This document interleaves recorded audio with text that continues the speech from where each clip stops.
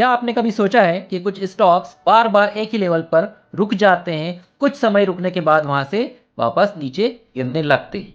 नीचे गिरते गिरते एक लेवल ऐसा आता है जहां से फिर ये पुनः संभलने लगते हैं और फिर वहां से रिवर्सल या वहां से फिर आगे की तरफ या ऊपर की तरफ बढ़ने लगते हैं। ये केवल एक इत्तेफाक तो नहीं हो सकता। तो क्या है ये है सपोर्ट और रेजिस्टेंस की ताकत। आज हम जानेंगे कि ये क्या होते हैं और इसे समझकर हम बेहतर ट्रेडिंग कैसे कर सकते हैं। सबसे पहले बात करते हैं सपोर्ट की। सपोर्ट वह लेवल या वह स्तर है जहां स्टॉक की कीमत नीचे गिरते गिरते रुक जाती है, उस पर या उससे ज़्यादा स्टॉक नीचे जाने को तैयार नहीं रहता है। इसे आप स्टॉक के लिए एक फर्श समझ सकते हैं, ये जो एक फ्लोर का काम करता है या एक सपोर्ट का काम करता है। हम उदाहरण से देखें कि कोई स्टॉक है जो बार बार 500 के लेवल पर आता है और उससे नीचे जाने को तैयार नहीं होता है, मतलब कि 500 का लेवल उसके लिए एक सपोर्ट का काम करता है या एक फ्लोर का काम करता है। यहाँ से इसका आशय क्या होता है? तो इसका आशय हम लेते हैं कि इस लेवल पर खरीदारों की दिलचस्पी बढ़ती है। यहाँ से लोग उस स्टॉक को बाय करना शुरू करते हैं, उसमें बाइंग बढ़ जाती है या बायर्स यहाँ पर हावी होने लगते हैं। इस लेवल को हम समझते हैं कि ये खरीदारी के लिए एक अच्छा मौका होता है और यहाँ से लोग खरीदारी शुरू करना प्रारंभ कर देते हैं। लेकिन अगर किसी दिन यह सपोर्ट टूट जाए और स्टॉक 500 के नीचे चला जाए तो यह संकेत माना जाता है कि बाजार में सेलर्स हावी हो रहे हैं और उस स्टॉक में लगातार सेलिंग बढ़ रही है, बिकवाली का दबाव बढ़ रहा है। अब बात करते हैं रेजिस्टेंस की। यह वह स्तर है जहां स्टॉक की कीमत ऊपर जाते जाते रुक जाती है या स्टॉक इस लेवल से ऊपर नहीं जाता है। इसे हम उस स्टॉक के लिए एक छत या एक रेजिस्टेंस मान कर चलते हैं, उसको रेजिस्टेंस माना जाता है।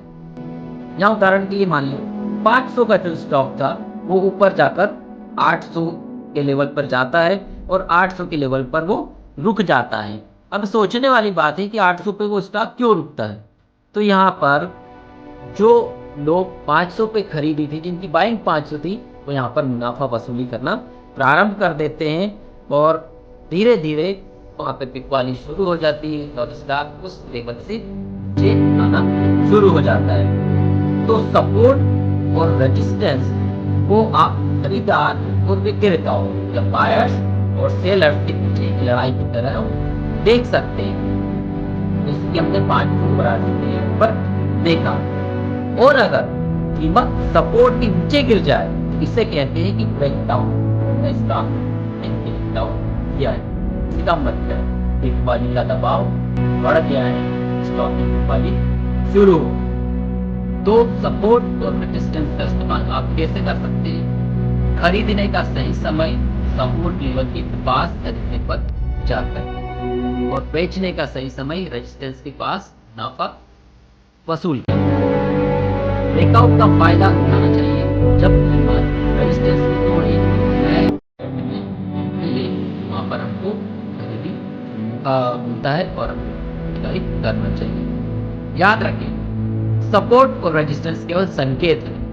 बाजार हमेशा अप्रत्याशित हो सकता है, इसलिए अपना इसको मैनेज करना नहीं भूलना चाहिए। हमेशा एसएल के साथ ही इनको ट्रेड करना चाहिए। तो दोस्तों, सपोर्ट और रेजिस्टेंस के इस रहस्य को समझकर आप बेहतर ट्रेडिंग कर सकते हैं। यह एक ऐसी छुपी हुई ताकत है जो बाजार के मूवमेंट को समझने में आपकी मदद करती है।